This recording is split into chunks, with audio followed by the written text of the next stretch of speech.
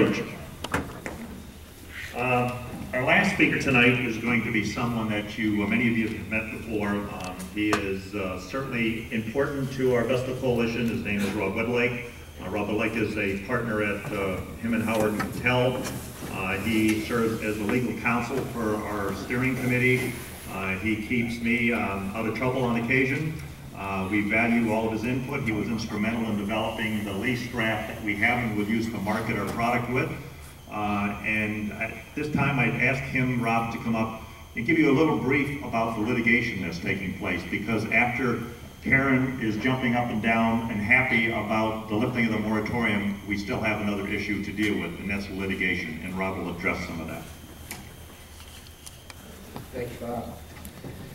Last summer, the Vestal Gas Coalition, together with the Binghamton-Conklin Coalition and some landowners in the city of Binghamton and some businesses in the city of Binghamton, sued the city of Binghamton. The city of Binghamton in December of 2011 passed a 2-year moratorium banning all gas development in the city of Binghamton.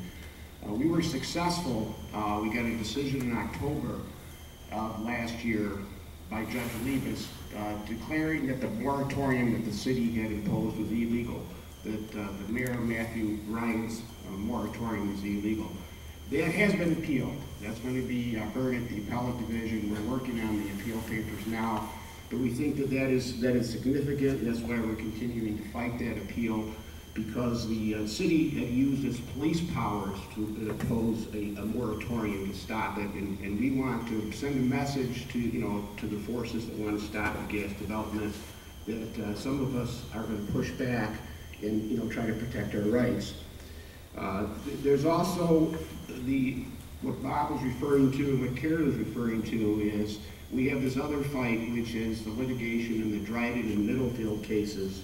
A lot of you will remember the Dryden and Middlefield are the cases where at least the local judges, the Supreme Court judges, have found that the towns can zone out under home rule.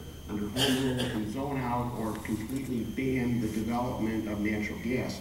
The difference with the City of Binghamton case is the City of Binghamton case was a moratorium just for 2 years. What Dryden did, the town of Dryden did, and what the town of Middlefield did is they changed their zoning ordinance to essentially ban gas development forever. Those cases are also on appeal. In fact, arguments have been scheduled. March 21st up in Albany, there will be the arguments in front of the appellate division.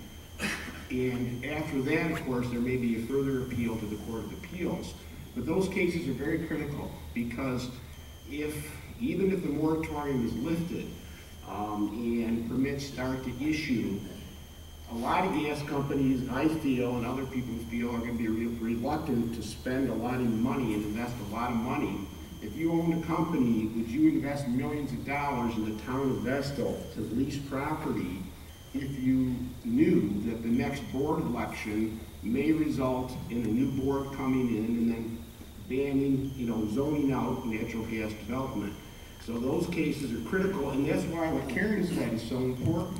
It's one of the reasons that these meetings are so important, to drive home to all of you and to have you spread the word that we have to keep up our efforts and our work to convince the local town boards, not just local town boards, but the state politicians, that there are a large number of us that are for responsible gas development, and we do want to protect our rights. That's the Joint Landowners Coalition. I'd also encourage you to support the Joint Landowners Coalition that has its efforts to communicate with the governor and to communicate with other politicians. That's absolutely critical.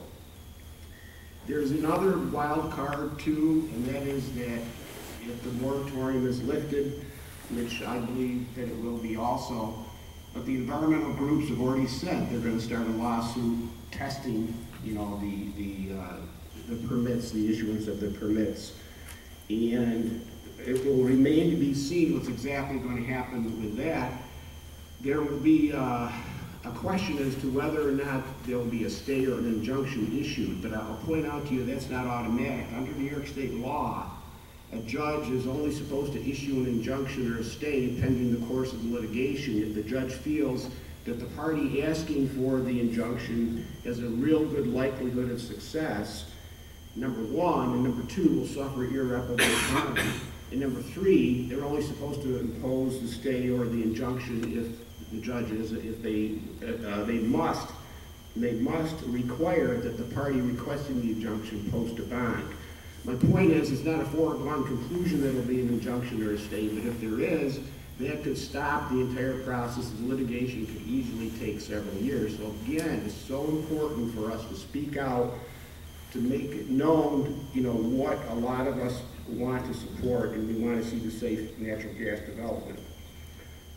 So in closing, the jury's still out, so to speak, on several of these cases, and hopefully, we'll bear out success. Bob.